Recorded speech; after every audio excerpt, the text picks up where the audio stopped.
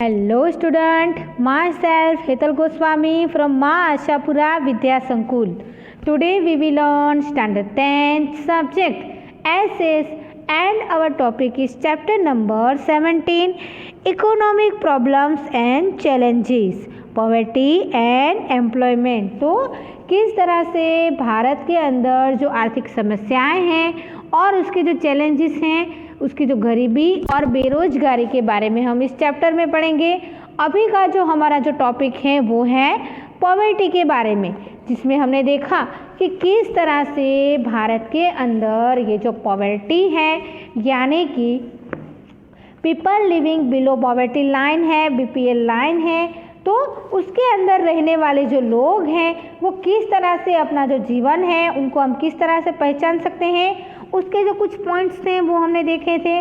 उसके बाद का जो टॉपिक था कि गवर्नमेंट ने किस तरह से ये सारी improve living standard of people, तो ये सारी जो गरीबी रेखा के नीचे रहते जो लोग हैं उनको पहचानने के लिए क्या किया उन्होंने, तो उसके पॉइंट भी हमने देखा था। फिर हमने देखा था कि मेजरमेंट ऑफ पॉवर्टी, तो दो तरीके से हम जो मेजरमेंट है उसको कर सकते हैं। एक था on the basis expanding behind versus community of services of the family. उसके बाद का जो हमारा सेकंड हमारा जो टॉपिक था वो था on the basis of total economic of family, यानी कि फैमिली मीन्स इसके अंदर जो 5 लोग हैं उसको 5 मेंबर्स हैं उसको माना जाता है। जो 5 लोगों को सबसे ज़्यादा 5 लोगों की जो लोग हैं उसे हम फैमिली के अंदर यानी कि गरीबी रेखा के नीचे उसे हम देख सकते हैं। उसके बाद का हमारा जो टॉपिक था वो था एब्सोल्यूट पॉवर्टी, यानी कि निरपेक्ष गरीबी क्या है वो हमने देखा था। और जो रिलेटिव पॉवर्टी क्या है, तो मैंने आपको बताया था कि हमें इन दोनों के डिफरेंसेस भी पूछे जा सकते हैं एग्जाम में, कि इन दोनों का डिफरेंस है वो आप दर्शाएं। तो आप इसी तरह से इसके जो पॉइंट है यानी अब में पूछा जाए कि एब्सोल्यूट पॉवर्टी क्या है तो आप वो भी दर्शा सकते हैं। उसके बाद हमने देखा था कि पॉवर्टी ऑफ इंडिया, यानी कि इंडिया के अंदर जो गरीबी है वो किस तरह से फैली हुई है, कौन सी जगह पे फैली हुई है, और वो भी हमने देखा था। उसके बाद हमने देखा था कि जो रूरल पुअर है और अर्बन पुअर है वो क्या है, तो ग्रामीण क्षेत्र में बसते हुए जो लोग हैं उसे हम रूरल पुअर के नाम से जानते हैं। जो लोग खेती करते हैं, कारीगर होते हैं, कुटीर उद्योग के सीमंत खेडूत होते हैं, मजूर और जंगल और पहाड़ी विस्तार में रहते हुए जो लोग होते हैं ये सारे रूरल पुअर में आते हैं। अर्बन पुअर के अंदर हम देखें तो कौन कौन से लोग आते हैं, तो होटल्स के अंदर, ढाबे के अंदर, वेगर्स के अंदर, डोमेस्टिक वर्कर्स, रिक्शा वाले, ये सारे अर्बन पुअर के अंदर आते हैं। Clear.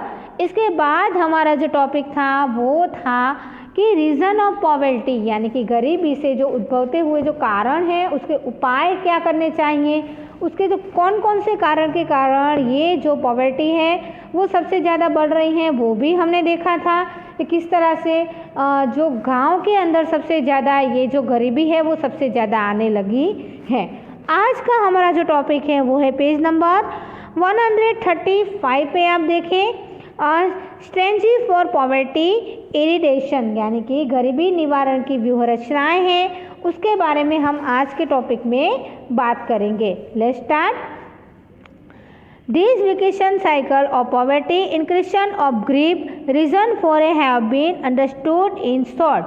On the basis of it is become easy and understood which type of strategy is to be adapted of remove poverty.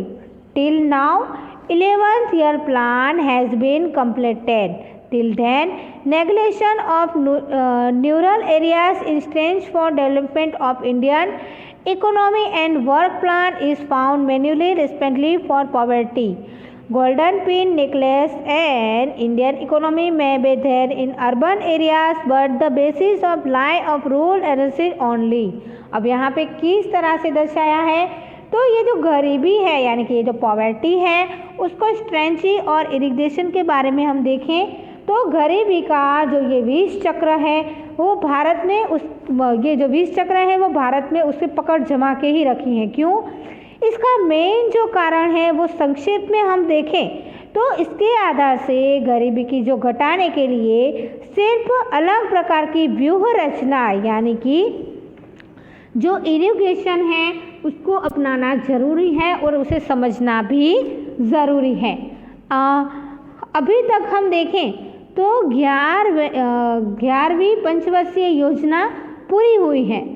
तभी से लेके भारत की अर्थतंत्र है उसके विकास में, उसकी रणनीति में, उसकी कार्य योजनाओं में ग्रामीण क्षेत्र में की हुई जो उपेक्षा सबसे ज़्यादा जवाबदार दर्शाई गई हैं। भारत का जो अर्थतंत्र है वो स्वर्ण शिखर शहरों में भले ही हो पर उसकी जो मूल है वो गांव में ही हमें दिखने को मिलते हैं। जो गांव है वो भारतीय अर्थतंत्र का हृदय है जो दबकता ही रहता है और समृद्ध रखने के लिए अंदाजपत्र में से सबसे बड़ा हिस्सा गामोद्वार के पीछे खर्च किया जाता है। भारत में सच्ची और आर्थिक जो विकास, सामाजिक विकास, सांस्कृतिक विकास गांव में सबसे ज़्यादा उसका विकास होने लगा है। उसके वर्तमान समय से, उसके वर्तमान सरकार के ग्रामोदय से भारत उदय का कार्यक्रम ग्रामोद्वार थकी देशद्वार में मूल विचार अमल में किया गया। इसके द्वारा केंद्र और राज्य सरकारों के गरीबी और निर्मूलन ग्रामीण क्षेत्रों के अंदर माળખાકીય सुविधाएं होती हैं। कृषि क्षेत्र के जो विकास होते हैं, गृह उद्योग होते हैं, कुटीर उद्योग होते हैं, लघु उद्योग होते हैं, उनके विकास के लिए सविशेष भार दर्शाया गया है। उसकी योजनाओं के लिए हम यहाँ पे देखें तो उसके अमल को यहाँ पे दर्शा के रोजगारी की तकों को दर्शाया गया है। परिणाम में उसकी आवक है वो गरीबी की प्रमाण है वो घटने लगेगा। कुछ पॉइंट्स हमें यहाँ पे दर्शाए गए हैं जो हम देखें। पहला पॉइंट है आफ्टर इंडिपेंडेंस के बाद क्या हुआ कि वर्षों के आयोजनों में गरीबी हटाओ सूत्र के साथ सरकार ने बड़े पैमाने में भारे और चाबी रूप उद्योगों का विकास सबसे ज़्यादा किया। ऐसे विकासों का अनेक लोगों को प्रोत्साहन भी मिला, जैसे शहरों को विकास और दूसरी ग्रामीण क्षेत्र में हरियाली क्रांति का लक्ष्य जमीन धारा सुधारने के कार्यक्रम से अमल में खेती क्षेत्र में उसका विकास देश के उत्पादनों में हुआ, जिसके कारण क्या हुआ कि रोजगारी का जो तक है उसके जो सर्जन है वो रोजगारी है वो बढ़ने लगी, उनकी जो आवक है वो सबसे ज़्यादा बढ़ने लगी। नेक्स्ट पेज पे आप आए। गरीबी की स्थिति है वो सुधरने लगेगी। उद्योगों के विकास में, उसकी मालिकी में, उसके आर्थिक लाभों को उद्योगों को, मालिकों को, धनिक खेडूतों को, जमींदारों को, धनिक वर्गों की माहिती का आवक का सबसे ज़्यादा क्रमशः और गरीबी विस्तरने लगा। गरीबी की संख्या घटने लगी और उसकी व्यूहात्मक आशावाद जो निवारण है वो सबसे ज़्यादा आर्थिक विकास में उसकी जो गति है वो धीमी रहने लगी। मंद और आर्थिक विकास की आवक की अन्यथा और असमान वहेचनी के कारण उसकी आवक और संपत्ति का केंद्रीकरण समाज की टोच में अमुक धनिकों के रूप में हमें दर्शाया गया। आर्थिक विकास में उसके लाभों को विस्तरण न मिलते हुए गरीबी की स्थिति में न सुधरने लगा। आवक की असमान वहेचनी के कारण धनिक और धनिक बनने लगे, गरीब सबसे ज़्यादा गरीब बनने लगे। अब ये जो व्यूहात्मक जो कारण है पर वो सबसे ज़्यादा काम नहीं आया। क्यों?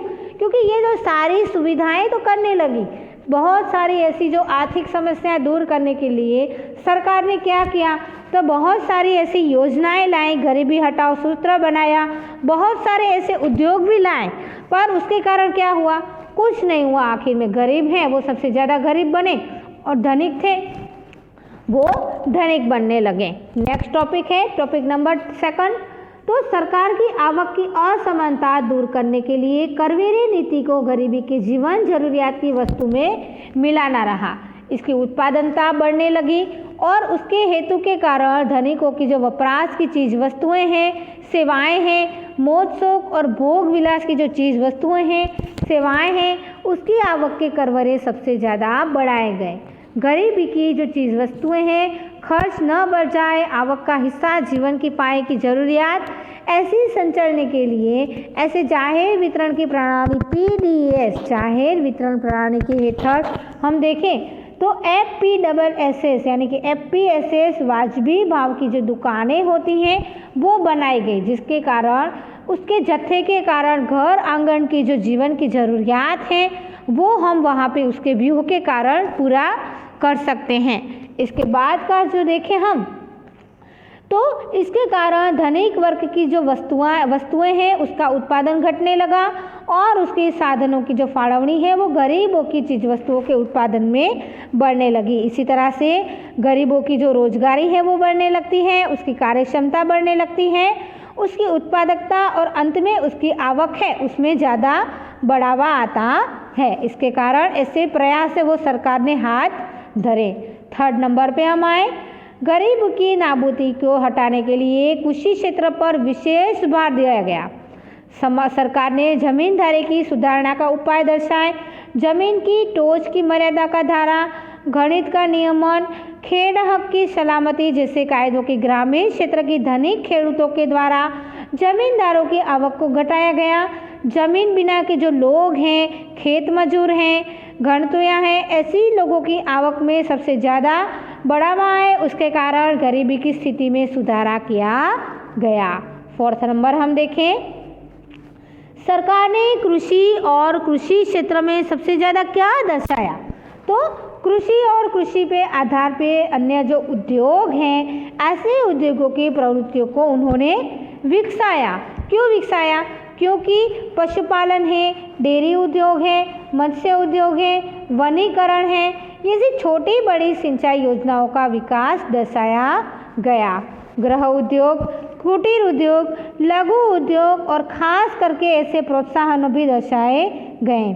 स्वावलंबन क्षेत्र, यंत्रों के द्वारा कम यूज किया गया धंधा उद्योग, ऐसे उद्योगों को रोजगारी के पंचतंत्र व्यवसाय को हाटशाल कुटीर उद्योगों को प्रोत्साहित किया गया। बहुत सारे उद्योगों को कायदों के अनामत दर्शाया गया। ग्रामीण क्षेत्र की रोजगारी का तक भी हमें दर्शाया गया।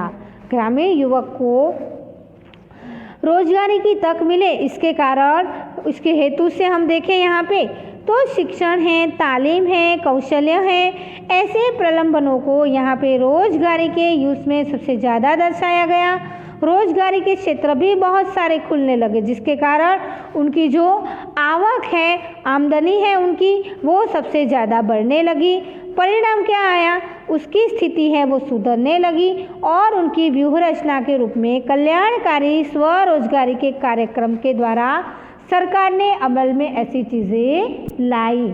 5th हम देखें तो 5th में क्या दर्शाया है, तो यहाँ पे सरकार ने ग्रामीण क्षेत्र में शिक्षण में, स्वास्थ्य में, उसके रहने की जगह में, रोजगारी में, कुटुंब नियोजन में, संदेशा व्यवहार, अंतर सुविधा युक्त मार्के की सुधार में, सिंचाई, सड़क, पाक संरक्षण, कौशल्य, तालीम क्षेत्र, खेती क्षेत्र सुधारने पड़े।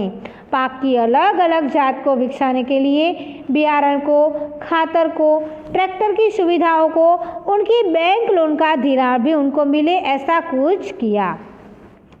ग्रामोद्वार में भी देखें तो अनेक ऐसे महत्वाकांक्षी जो पगले हैं वो सरकार ने भरे, जिसके कारण जो रहते हुए जो युवक हैं उनको रोजगारी की तकें हैं वो मिलने लगे और वो शहरों की ओर स्थानांतर ना करें। नज़दीक के जो अंतर के जो कॉलेज है वो शुरू किए गए, जिसके द्वारा टेक्निकल और व्यवसाय लक्षी अभ्यासक्रम, तालीम केंद्र भी खुले गए, जिसके कारण युवक और युवतियां हैं वो उच्च शिक्षण पूरा करने के लिए उनको आर्थिक सहाय रूप स्कॉलरशिप, फी माफ़ी की सुविधाएं, आश्रमशालाएं, कन्या केळवणी जैसी आर्थिक सहाय के द्वारा प्रोत्साहन दिए गए।